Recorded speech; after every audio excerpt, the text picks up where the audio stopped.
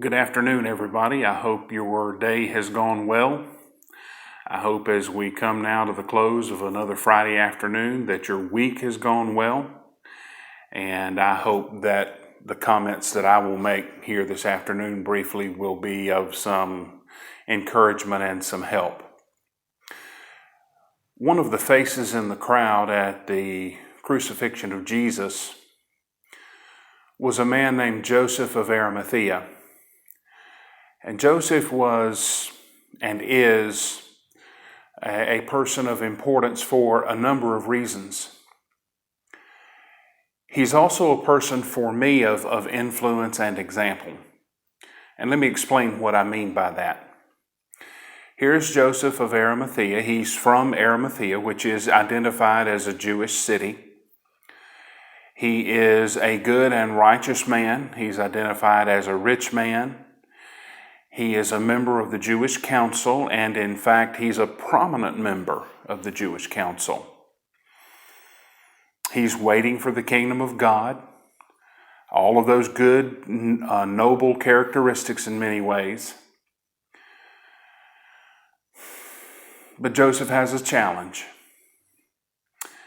And that challenge is that though he is a disciple of the Lord, and John 19 is very specific about that, he is a secret disciple.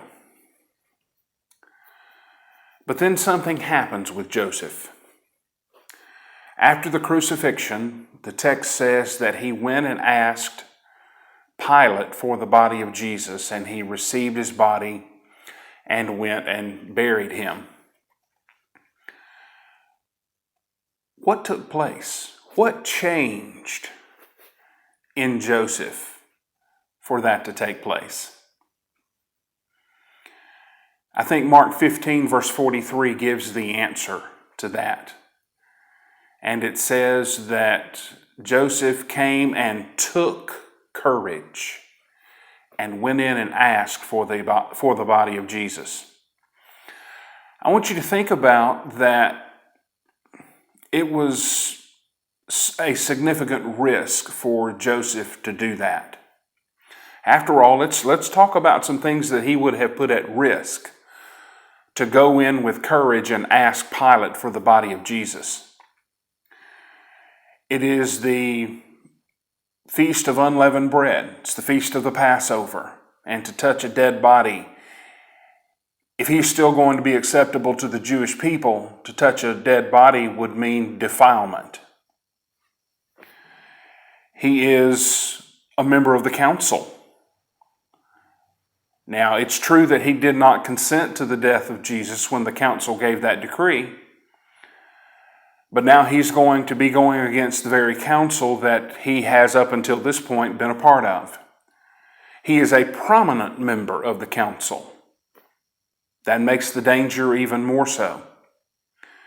Here is a man who, though he is rich, might risk some damage to the assets that he had, whatever assets they were. And you didn't just walk into Pilate and ask for a favor. There may have even been some political or civil risk for Joseph to go in and ask for the body of Jesus. But he did that. And he did that because his fear became courage. He was a secret disciple of the Lord, but secretly for fear of the Jews. But there came a point where he took courage. He openly identified himself with Jesus, and he went in and asked for the body of Jesus. And sometimes you and I have to take that same kind of courage. There has to be that inner moral strength that though we might be a secret disciple for a while, there sometimes just happens in our lives circumstances and situations where we say enough is enough, and we have to, because of courage, identify ourselves with Jesus Christ. Courage is that moral inner strength to persevere, to take a stand, to withstand whatever danger might be facing us because of a stand that we take. There are a lot of things that build courage. One is just to determine in and of yourselves that I will not live in fear anymore. I am going to take a stand with my Lord. I'm going to not only stand with Him, I'm going to stand for Him. And sometimes, ladies and gentlemen, it just simply takes that decision. And we keep our focus and our faith and our faithfulness to Him. I am glad that in all of the things that are said about Joseph of Arimathea, that it says that he came and took courage. Rich people have fear. Joseph was rich. Prominent people have fear. Joseph was a prominent man. But he came and he took courage. Courage does not happen accidentally.